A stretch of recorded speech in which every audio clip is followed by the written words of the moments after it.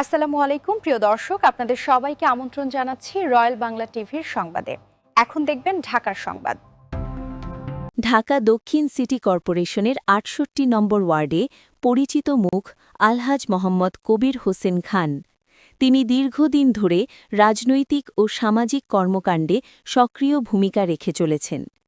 ১৯৭৮ সালে জাগো দলের মাধ্যমে রাজনীতিতে পদার্পণ করে তিনি পরবর্তীতে বাংলাদেশ জাতীয়তাবাদী দল বিএনপির আদর্শে অনুপ্রাণিত হন এবং সেই থেকে দলটির সঙ্গে নিষ্ঠার সাথে কাজ করে যাচ্ছেন।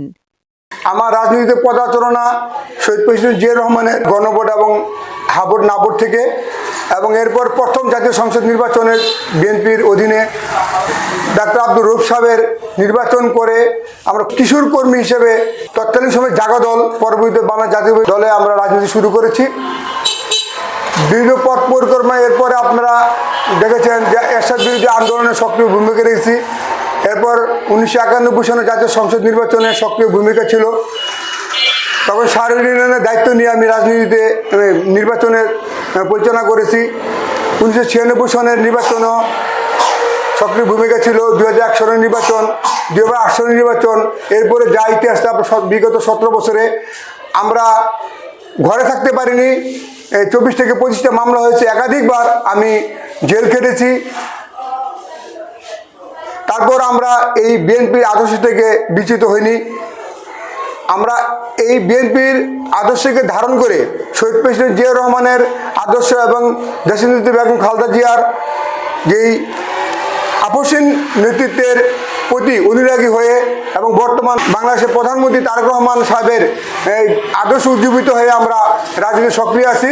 এবং আমৃত্যু আমরা এই বাংলা জাতীয়তাবাদী দলের কর্মী হয়ে নিজেকে যাতে এই এলাকার উন্নয়নে সম্পৃক্ত রাখতে পারি এই প্রত্যাশা করি, এবং শেষ সময় পর্যন্ত যেন এই আদর্শে ধারণ করেই আমরা এলাকার উন্নয়নের নিজেকে সক্রিয় রাখতে পারি এই আশা করি।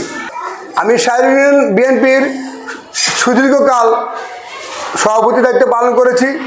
তৎকালীন সময়ে আপনার সভাপতি ছিলেন জনাব মীর শওকত আলী এবং সাধারণ সম্পাদক ছিলেন আমাদের সাবেক এমপি আলহাজ সালাউদ্দিন ভাই। তো তখন থেকেই এরপর আমরা দীর্ঘদিন এই ১৭ বছর এই জেল জুলুম থাকার কারণে আমাদের থানা কমিটিগুলো হয় নাই। এই বিগত কিছুদিন আগে যে কমিটি হয়েছে এই কমিটিতে আমি ডেমরা থানার যুগ্ম আহ্বায়ক হিসেবে দায়িত্ব পালন করছি, এবং আমি সততা এবং নিষ্ঠার সাথে সেই দায়িত্ব পালন করার চেষ্টা করছি। ৩১ দফার মধ্যে বাংলাদেশের উন্নয়নের এমন কোনো ধারা নেই যে নেই। শিক্ষা, চিকিৎসা, উন্নয়ন, কারিগরি, খাল খনন থেকে ধরে সব কর্মসূচি ৩১ দফার মধ্যে আছে। ৩১ দফা কর্মসূচি যদি বাস্তবায়ন করা যায় তাহলে এই বাংলাদেশ একটি আদর্শ দেশ হিসেবে পৃথিবীর বুকে মাথা উঁচু করে দাঁড়াতে পারবে ইনশাল্লাহ। আপনারা লক্ষ্য করেছেন যে শহীদ প্রেসিডেন্ট জিয়া রহমান এবং খালেদা জিয়ার সুযোগ্য উত্তরসূরি মাননীয় প্রধানমন্ত্রী জনাব তারেক রহমান নির্বাচনের আগে যে প্রতিশ্রুতিগুলো দিয়েছিলেন এটি বাস্তবায়ন ইতিমধ্যে শুরু হয়েছে। আপনারা দেখেছেন ফ্যামিলি কার্ড উদ্বোধন হয়ে গেছে, এবং ফ্যামিলি কার্ডের সুবিধা আমাদের মা বোনেরা পেতে শুরু করেছে। এবং আগামী ১লা বৈশাখ উনি টাঙ্গাইলে যাবেন কৃষি কার্ড উদ্বোধন করতে।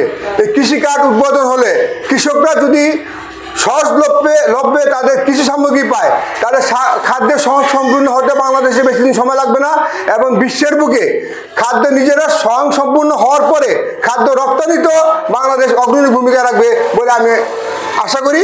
এবং এই ধারাবাহিকতা ৩১ দফা কর্মসূচি যে আছে এটা বাস্তবায়িত হচ্ছে বলে জনগণ মনে করে।